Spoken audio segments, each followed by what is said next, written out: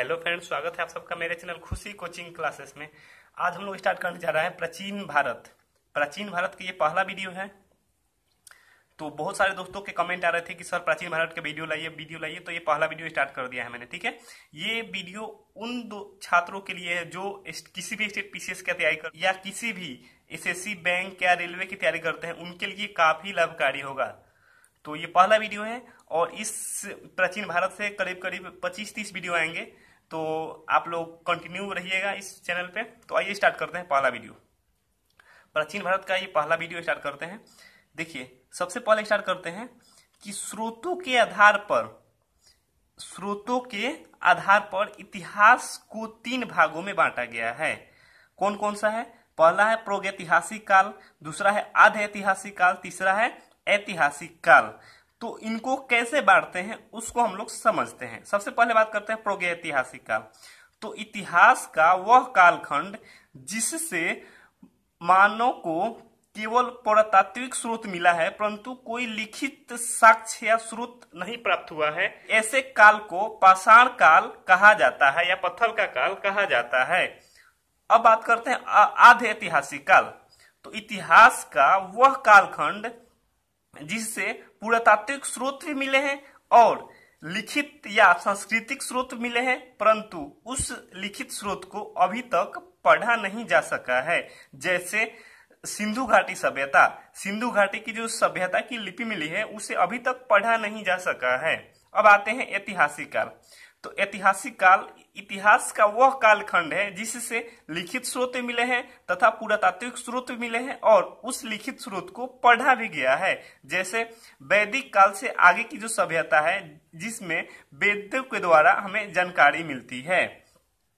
तो आइए हम लोग बात करते हैं प्रागैतिहासिक काल के बारे में। सबसे पहले भारत में जो खोज का श्रेय जाता है रॉबर्ट ब्रूसफूड को जाता है, क्योंकि सबसे पहले रॉबर्ट ब्रूसफूड ने ही भारत में प्रागैतिहासिक काल के बारे में खोज प्रारंभ किया था।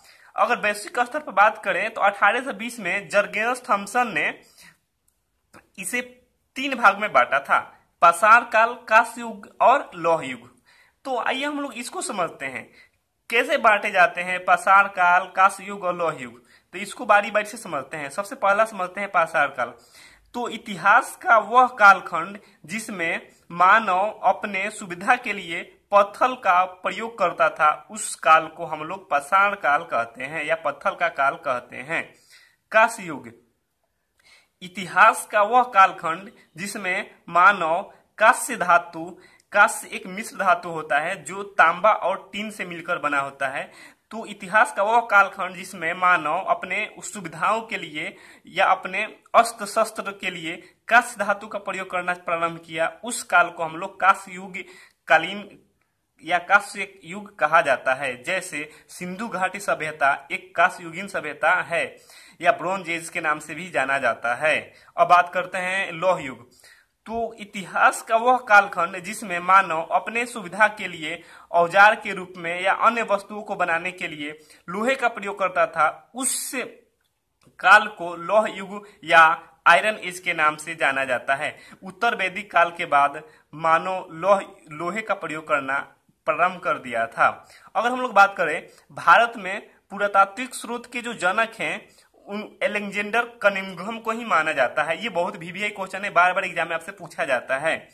अब आगे देते हैं। देखिए दोस्तों, अब हम लोग पढ़ेंगे पाषाण काल के कितने भाग हैं और इसको कैसे विभाजित किया गया है। तो देखिए दोस्तों, पाषाण काल को 3 भागों में बांटा गया है, यानी पत्थर के काल को 3 भागों में बांटा गया है।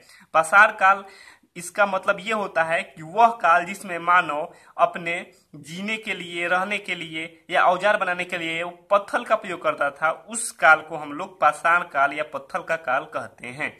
तो इसको भी 3 भागों में बांटा गया है। सबसे पहला बात करते हैं पूरा पाषाण काल। पूरा पाषाण काल 25 लाख बीसी से 10,000 बीसी तक माना जाता है। अब यहाँ पे कुछ दोस्तों को परेशानी होगी कि बीसी और एडी में, तो बीसी मतलब ये होता है कि जो अभी ईस्वी चल रहा है, तो इस ईस्वी से पहले के जो आते हैं उसको हम लोग बीसी मानते हैं और इस ईस्वी के बाद को हम लोग एडी कहते हैं। अब यहाँ पे आते हैं मध्य पाषाण काल। मध्य पाषाण काल को अवधि को 10,000 बीसी से 4,000 बीसी तक माना जाता है तथा नव पाषाण काल को 10,000 बीसी से 1,000 बीसी तक माना जाता है। अब यहाँ पे दोस्तों आप लोग को कंफ्यूजन हो रहा होगा कि दोनों मध्य पाषाण काल तथा नव पाषाण काल 10,000 बीसी से 4,000 बीसी तथा 10,000 बीसी से 1,000 बीसी क्यों माना जाता है।